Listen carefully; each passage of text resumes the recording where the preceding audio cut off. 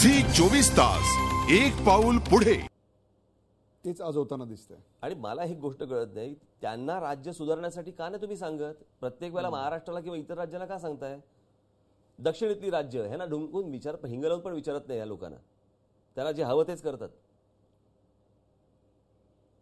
त्यांना कोणी विचारत नाही. प्रत्येक वेळेला सल्ला महाराष्ट्राला. आणि हे सगळे हिंदी चॅनलवाले जेवढे आहेत हे सगळे, कारण ह्यांचा टीआरपी महाराष्ट्र, त्यात ठाकरे, त्याच्यावरती हे सगळं चालवायचं आणि जाहिरातींचं मशीन सुरू ठेवायचं. म्हणजे हे दुसऱ्या राज्यांमध्ये, वेगवेगळ्या राज्यांमध्ये हे आगी लावणार ते चालतं, कोणतेही वाक्य समजून न घेता. म्हणजे प्रथम जर हा मुद्दा सोडवायचा असेल तर, किंवा या मुद्द्यावर जर कुठेतरी एक सामंजस्य निर्माण करायचं असेल तर तुम्ही जे बोलताय त्याचं योग्य ते भाषांतर पहिले केलं गेलं पाहिजे. बिलकुल. माझी काय अपेक्षा अजून? माझी अपेक्षा काय अजून? आणखीन एका महत्त्वाच्या मुद्द्यावर आपण बोलूया की अलीकडच्या काळात तुमच्या भूमिका ज्या आहेत त्या भूमिकांना हिंदुत्वाची किनार दिसते. मग तो आत्ता घुसखोरांचा मुद्दा असेल किंवा त्याच्यावरून आसामवरून पेटलेलं रण, एक प्रकारे तुम्ही त्याचा या ठिकाणी जो एक मोर्चा काढलात, कुठेतरी मराठीचा मुद्दा न सोडता तुम्ही हिंदुत्वाकडे डेफिनेटली वाटचाल करता. नाही, काही संबंध नाही हो. मला एक साधी गोष्ट सांगा. मी आता किती वर्ष मी हा विषय बोलतोय की हे सगळं उत्तर प्रदेश, बिहार आणि या भागात नाही येते. याचा अर्थ तिथला प्रत्येक माणूस काय घाणेरडा आहे आणि तिथला प्रत्येक माणूस हा काय कामचुकार आहे असं नसतं. पण जे अड्डे झाले तिथून जे सगळं इकडे येत आहे त्याच्याबद्दलच मी बोललो होतो ना, की बाबरी मशीद ज्या वेळेला तिथे पडली त्याची रिॲक्शन अख्ख्या देशात कुठे नाही उमटली, ती मुंबईत.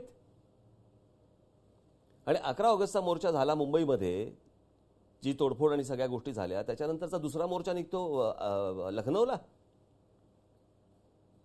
देशात कुठेच मला सांगा, या तुमच्या गुजरातमध्ये दंगली झाल्या त्याची का नाही रिॲक्शन आली महाराष्ट्रात? जर त्या दिवशीचं माझं पूर्ण भाषण जर तुम्ही ऐकलं असेल तर त्याच्यात हिंदुत्वाचा प्रश्न आला कुठे? इथून तो जो अमर जवानचा तो जो ती स्तंभ आहे त्याची नासधूस करणारा जो पोरगा आहे, जो मुस्लिम आहे, बरोबर, तो बिहारला पळून गेला. त्याला बिहारवरून आणणारा पोलीस कोण आहे? त्याचं नाव रौफ शेख आहे. बरोबर आहे. हे माध्यमांसमोर आलेलं नव्हतं. तो रौफ शेख आहे जाऊन आणणारा. आता ह्याच्यामध्ये तुम्ही हिंदुत्व कुठे घालणार? याचा हिंदुत्वाशी काय संबंध? जे आले होते लोक, प्रश्न असा आहे ना की या सगळ्या गोष्टींना दुसरी जी एक किनार द्यायचा प्रयत्न होतो की ज्या वेळेला ते मुसलमान तिकडे आले आणि त्यांनी ज्याला नासधूस केली, आपल्या महिला पोलिसांवरती अत्याचार केले, पोलिसांना आपल्या मारले, बरोबर आहे, त्याच्यानंतर राज्य सरकार म्हणतं की ह्यांच्यावरती कारवाई आम्ही रमजान नंतर करू. धर्म कोण आणतंय? ज्यांनी नासधूस केली, ज्यांनी पोलिसांवरती हात उगारला त्यांना फटकावून काढायला पाहिजे होतं तिथल्या तिथे. आणि तिथे तुम्ही स्टेटमेंट देता की रमजान नंतर आम्ही यांच्यावरती कारवाई करू. म्हणजे तुम्ही धर्म आणताय ह्याच्यामध्ये. काँग्रेस राष्ट्रवादीचं सरकार याच्यामध्ये धर्म आणतंय आणि त्याच्यानंतर म्हणणार की धर्मांध शक्ती. अरे कसल्या धर्मांध शक्ती आणि काय बोलतोय आपण? गुन्हेगार हा गुन्हेगारच आहे, त्याचा धर्माशी काय संबंध?